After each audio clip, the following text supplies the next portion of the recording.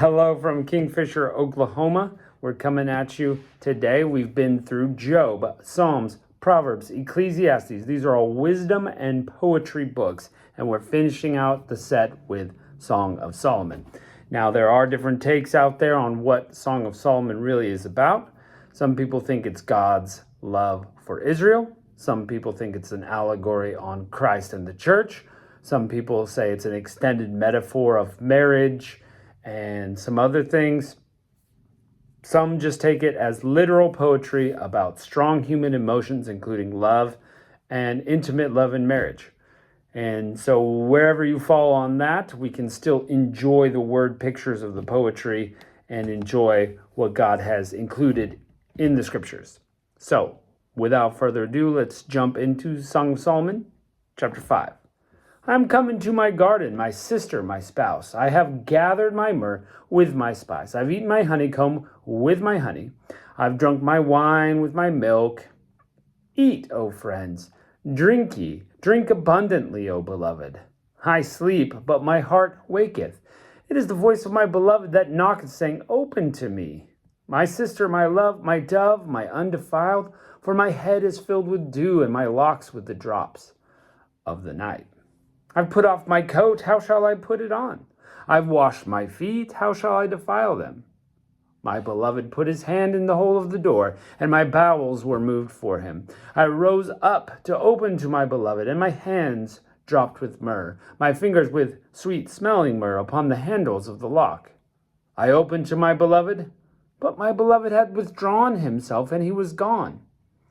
My soul failed when he spake. I sought him, but I could not find him. I called him, but he gave me no answer. The watchmen then went around the city, found me. They smote me. They wounded me. The keepers of the walls took away my veil from me.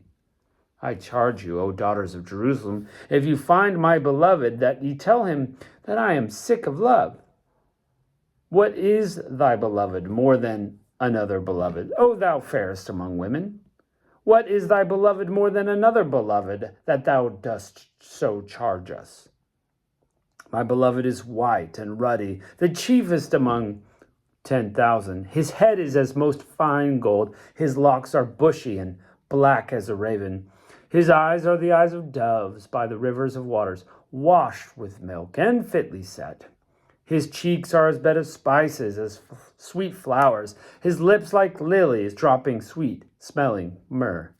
His hands are as gold rings set with beryl. His belly as bright ivory overlaid with sapphires. His legs are as pillars of marble set upon sockets of fine gold. His countenance is as Lebanon, excellent as the cedars. His mouth is most sweet, yea, he is altogether lovely. This is my beloved, and this is my friend, O daughters of Jerusalem. So again, another reminder here is that as you go through, it's kind of, there's some dialogue, some back and forth. Sometimes it's the woman, sometimes it's the man, sometimes it's the chorus of people, and others contribute kind of to this back and forth. And that may have been the first part of this chapter, a conversation between people. What about your love? Well, here's what my love is like.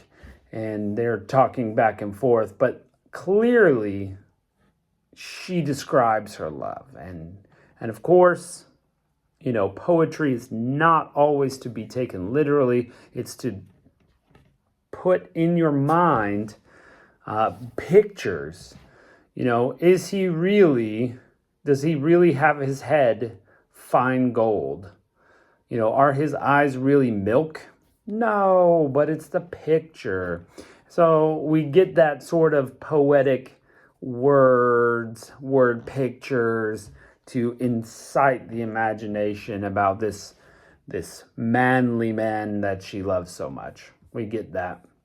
We also have maybe this spurned love, she's seeking out for him but can't find him, and while she's out, she gets, you know, smote, beaten, hit by the guards of the city, and goodness, you know, there's a lot happening there.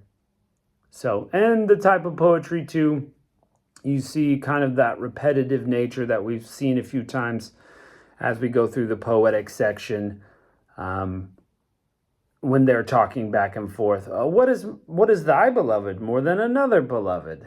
What is thy beloved more than another beloved that thou dost charge us? I mean, see, they're just adding on a little bit for the tension of the situation. So, yeah, they're using this poetry to the extent to accomplish the goal. This communication about love, whichever kind it is. Song of Solomon 6. Whither is thy beloved gone, O thou fairest among women? Whither is thou beloved turned aside, that we may seek him with thee? Oh, my beloved is gone down into his garden, to the beds of spices, to feed in the gardens, and to gather lilies. I'm my beloved's, and he is mine. He feedeth among the lilies. Super famous line. I'm my beloved's, and he is mine. Super famous line. Thou art beautiful, O my love, as Tirzah, comely as Jerusalem, terrible as an army with banners. He's struck in awe at her beauty. Turn away thine eyes from me, for they have overcome me. Thy hair is a flock of goats that appear from Gilead. Thy teeth are as a flock of sheep that go up from washing, whereof every one beareth twins, not one is barren. As a piece of pomegranate are thy temples within thy locks. There are 80 queens, 80 concubines, and virgins without number. So, this is kind of a repetition of something that we've read before. That little section about teeth and hair and pomegranates for temples. We've heard that before. And there's that poetic device, 60 queens, 80 concubines, virgins without number. We're just adding and piling it up to make the point, maybe. Verse 9, my dove is undefiled.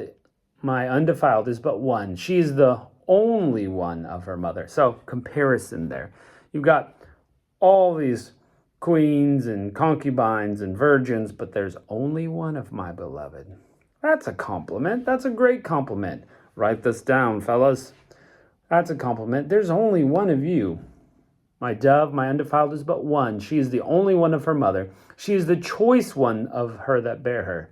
The daughters saw her and blessed her, yea, the queens and the concubines, they praised her.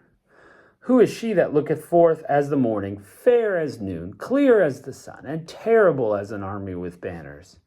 I went down into the garden of nuts to see the fruits of the valley, and to see whether the vine flourished and the pomegranates budded.